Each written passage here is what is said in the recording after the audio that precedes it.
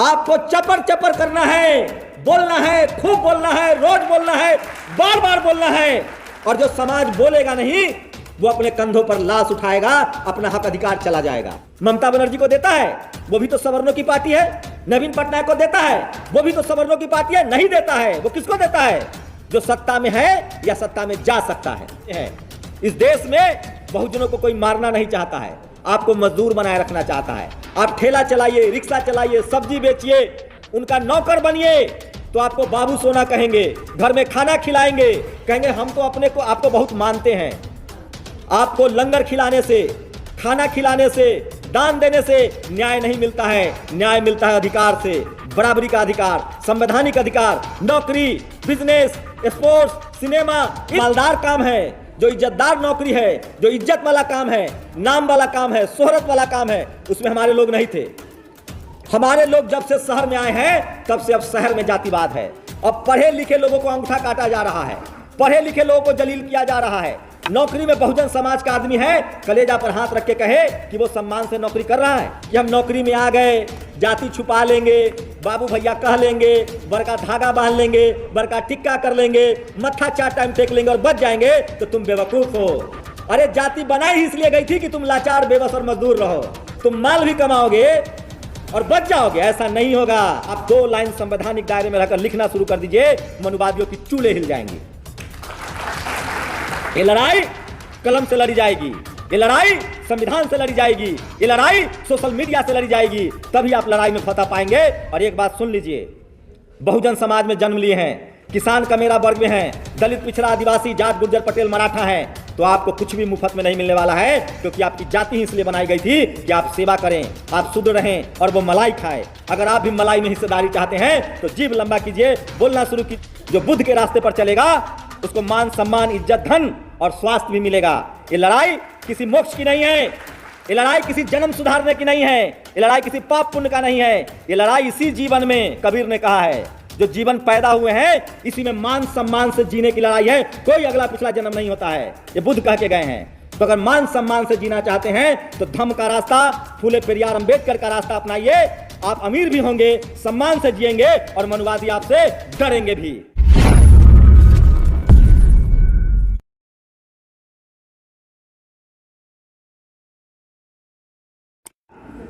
आपको चपर चपर करना है, बोलना है, खूब बोलना है, रोज बोलना है, बार बार बोलना है।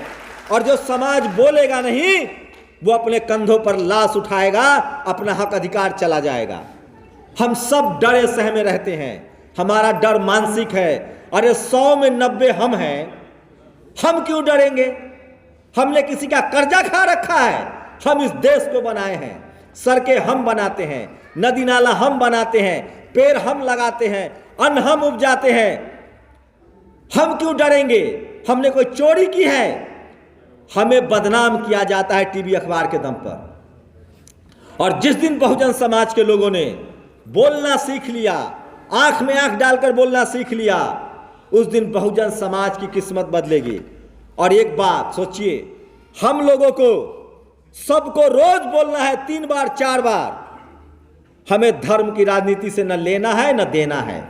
हमारे लिए स्कूल, अस्पताल, हमारे लिए नौकरी, बिजनेस, शिक्षा, पॉलिसी जो बनाएगा हम उसको वोट करेंगे। हमारे लिए ये जरूरी है, हमारे बच्चों के लिए ये जरूरी है। बहुत विकट समय है, हम जितना जागरूक हो रहे थे, जितना एकजुट हो रहे थे, इसीलिए इन बेईमानों ने ईवीएम लाया। और ईवीएम हमारे हक अधिकार के खिलाफ है। ईवीएम के खिलाफ कल भी बड़ा आंदोलन है। बहुजन समाज के लोगों को आप लोग कहते हैं ना, नेता एकजुट हो, एकजुट हो। अच्छी बात है अगर एकजुट हो जाए तो, लेकिन अगर एकजुट नहीं होते हैं तो बहुजन समाज को एकजुट होना पड़ेगा और हमें सवर्ण समाज से सीखना पड़ेगा। आज सवर्ण समाज, जनरल कैटेगरी के लोग बीजेपी के अलावा किसी को वोट देते हैं क्या? कांग्रेस को वोट देते हैं? वो भी तो सवर्णों की पार्टी है। ममता बनर्जी को देता है, वो भी तो सवर्णों की पार्टी है। नवीन पटनायक को देता है, वो भी तो सवर्णों की पार्टी है। नहीं देता है, वो किसको देता है? जो सत्ता में है या सत्ता में जा सकता है। तो इतना दिमाग हमको भी लगाना पड़ेगा और बहुजन समाज के नेता अगर एकजुट नहीं होते हैं तो हमें देख देख कर बहुजन दलों को वोट करना पड़ेगा जो चुनाव जीतने वाला हो, और नहीं करिएगा तो सिर्फ अपनी गलती का ठिकरा दूसरे पर मत फोड़िए। और अंतिम बात, हम जैसे लोगों की जिम्मेदारी है, हमारा बाप ये लड़ाई नहीं लड़ सकता है। बाबा साहब इसलिए लड़े क्योंकि उस समय अंग्रेजों के दौर में भी वो पीएचडी करके आए थे। ज्योतिबा फुले, सावित्रीबाई फुले इसलिए लड़ी क्योंकि वो पढ़े लिखे थे। साहू जी महाराज इसलिए लड़े कि वो राजा थे। संत शिरोमणि रविदास महाराज इसलिए लड़े कि वो भी पढ़े लिखे थे।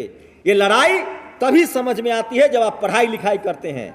ये लड़ाई तभी समझ में आती है जब आप एसपीडीएम बनते हैं, कलेक्टर बनते हैं, अमीर बनते हैं। इस देश में बहुजनों को कोई मारना नहीं चाहता है, आपको मजदूर बनाए रखना चाहता है। आप ठेला चलाइए, रिक्शा चलाइए, सब्जी बेचिए, उनका नौकर बनिए तो आपको बाबू सोना कहेंगे, घर में खाना खिलाएंगे, कहेंगे हम तो अपने को आपको बहुत मानते हैं। आपको लंगर खिलाने से, खाना खिलाने से, दान देने से न्याय नहीं मिलता है। न्याय मिलता है अधिकार से, बराबरी का अधिकार, संवैधानिक अधिकार, नौकरी, बिजनेस, स्पोर्ट्स, सिनेमा, इन सब में अधिकार चाहिए। और इसके लिए हम लोगों की जो पढ़े लिखे लोग हैं, जो नौकरी में है, बिजनेस में है, जो इस समाज की राजनीति को समझते हैं, ये पढ़े लिखे लोगों की लड़ाई है और उनको आना होगा। क्योंकि अब जो जातिवाद है वो बदल गया है। जातिवाद का परिभाषा सुनिए। पहले गांव में जातिवाद होता था क्योंकि हमारे लोग गांव में रहते थे, शहर में थे नहीं। Media, judiciary, college, university, bureaucracy, business, जो मालदार नौकरी है, जो मालदार काम है, जो इज्जतदार नौकरी है, जो इज्जत वाला काम है, नाम वाला काम है, शोहरत वाला काम है, उसमें हमारे लोग नहीं थे। हमारे लोग जब से शहर में आए हैं तब से अब शहर में जातिवाद है। अब पढ़े लिखे लोगों को अंगूठा काटा जा रहा है, पढ़े लिखे लोगों को जलील किया जा रहा है। नौकरी में बहुजन समाज का आदमी है, कलेजा पर हाथ रख के कहे कि वो सम्मान से नौकरी कर रहा है, वो नौकरी पा लेता है आरक्षण से, लेकिन पूरी जिंदगी उसको जाति के नाम पर परेशान किया जाता है, जांच बैठा दी जाती है। और गांव में क्या हो रहा है, बड़ी विडंबना है। गांव में जो लोग जातिवाद कर रहा है वो बहुत ही बेवकूफ है, वो SC ST एक्ट में जेल भी जा रहा है। और जो गांव में जातिवाद कर रहा है उसके बच्चों के साथ शहरों में जातिवाद हो रहा है। ये बात बताना पड़ेगा किसान कम्युनिटी को, जाट समाज को, पटेल समाज को, मराठा समाज को, गुर्जर समाज को कि तुम कितने जज हो, तुम कितने कलेक्टर हो, कितने IAS हो, कितने IPS हो, तुम मेहनत कश लोग हो, तुम भी शैक्षिक रूप से पिछड़े हुए हो। बात करनी पड़ेगी। आज शेड्यूल कास्ट की ताकत देखिए, वो संघर्ष कर रहे हैं, लड़ रहे हैं, तो उनके 3-3 जज सुप्रीम कोर्ट में हैं। आज सबको नतमस्तक होना पड़ रहा है क्योंकि वो समाज जागरूक है, लड़ रहा है। अब जिम्मेदारी किसान, कमेरा और OBC के लोगों की है। आप कहाँ हैं? आप खेल से बाहर हैं। और खेल से बाहर करने वाला कौन है? SC ST नहीं है, यही मनुवादी लोग हैं। तो अब जो जातिवाद है वो शहरों में है, पढ़े लिखे लोगों को साथ है। इसलिए हम लोग की जिम्मेदारी है कि हम लोग किसी तरह से सिस्टम में आ गए हैं तो हमें अपनी नस्लों के लिए लड़ना पड़ेगा। नहीं लड़ेंगे तो आप तो निकल गए गलती से, आपका बच्चा नहीं निकल पाएगा, क्योंकि जाति जाति नहीं है। इसलिए अगर किसी को लगता है ना कि हम नौकरी में आ गए, जाति छुपा लेंगे, बाबू भैया कह लेंगे, बड़का धागा बांध लेंगे, बड़का टिक्का कर लेंगे, मत्था 4 टाइम टेक लेंगे और बच जाएंगे, तो तुम बेवकूफ हो। अरे जाति बनाई ही इसलिए गई थी कि तुम लाचार, बेबस और मजदूर रहो। तुम माल भी कमाओगे और बच जाओगे, ऐसा नहीं होगा। इसलिए लड़ाई उन लोगों को लड़नी पड़ेगी जो संपन्न हुए हैं, जो सिस्टम में आए हैं, जिनका शहरीकरण हुआ है, जो CM PM बनना है या बनना चाहते हैं। आज किस पर शिकंजा है? हेमंत सोरेन पर ना। क्यों? क्योंकि वो CM है। आज किस पर शिकंजा है? लालू यादव पर ना। क्यों? क्योंकि उसने रोटी तवा का जो रोटी जल रहा था 30 साल से, बहुजनों की सत्ता है, चाहे किसी के गठबंधन में रहे। समझना पड़ेगा जातिवाद बहुत महीन हो गया है। मूछ रखने पर, बकरी पालने पर, बेर तोड़ने पर ये वाला जातिवाद बेवकूफ़ लोग कर रहा है और वो जेल जा रहा है। अब जातिवाद शहरों में है, पावर सेंटर्स में है, मीडिया में। जुडिशियरी में, हाई कोर्ट, सुप्रीम कोर्ट में, कॉलेज, यूनिवर्सिटी में, बिजनेस में, अब जातिवाद स्पोर्ट्स में, सिनेमा में है।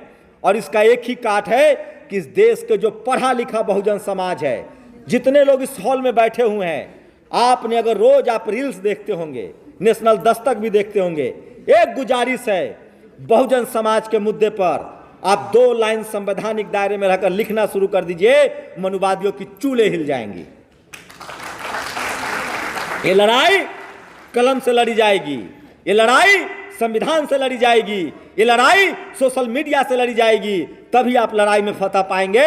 और एक बात सुन लीजिए, बहुजन समाज में जन्म लिए हैं, किसान का मेरा वर्ग में हैं, दलित, पिछड़ा, आदिवासी, जाट, गुर्जर, पटेल, मराठा हैं, तो आपको कुछ भी मुफ्त में नहीं मिलने वाला है, क्योंकि आपकी जाति ही इसलिए बनाई गई थी कि आप सेवा करें, आप शुद्ध रहें और वो मलाई खाएं। अगर आप भी मलाई में हिस्सेदारी चाहते हैं तो जीभ लंबा कीजिए, बोलना शुरू कीजिए। और एक लास्ट बात, जो बुद्ध के रास्ते पर चलेगा उसको मान, सम्मान, इज्जत, धन और स्वास्थ्य भी मिलेगा। ये लड़ाई किसी मोक्ष की नहीं है, ये लड़ाई किसी जन्म सुधारने की नहीं है, ये लड़ाई किसी पाप पुण्य का नहीं है, ये लड़ाई इसी जीवन में, कबीर ने कहा है, जो जीवन पैदा हुए हैं इसी में मान सम्मान से जीने की लड़ाई है, कोई अगला पिछला जन्म नहीं होता है, ये बुद्ध कह के गए हैं। तो अगर मान सम्मान से जीना चाहते हैं तो धम्म का रास्ता, फूले पेरियार अंबेडकर का रास्ता अपनाइए, आप अमीर भी होंगे, सम्मान से जिएंगे और मनुवादी आपसे डरेंगे भी। कभी भी आप सोचेंगे ना कि इनकी जी हुजूरी करके, इनके आगे पीछे करके, इनकी हाँ में हाँ मिलाकर आप बच जाएंगे, तो आप गफलत में हैं, क्योंकि जाति कभी जाति नहीं है। वो आपकी जाति से इसलिए नफरत करता है कि आप सिस्टम में कैसे आ गए। आप आज गरीब, मजदूर, लाचार, बेबस हो जाइए, उनको आपसे कोई दिक्कत नहीं है। इसीलिए आज के समय में जो हमारा हथियार है वो वोट का हथियार है और सोशल मीडिया है। और आप लोगों ने, इतनी लोगों ने जिम्मेदारी ली और रोज 5 लोगों को समझाएंगे, हमारी नैतिक जिम्मेदारी है, तब जाकर बहुजन समाज सत्ता में आएगा। और जो सत्ता में आएगा उसी का राज चलेगा, उसी का अधिकार बचेगा। जय भीम, जय संविधान, जय भारत।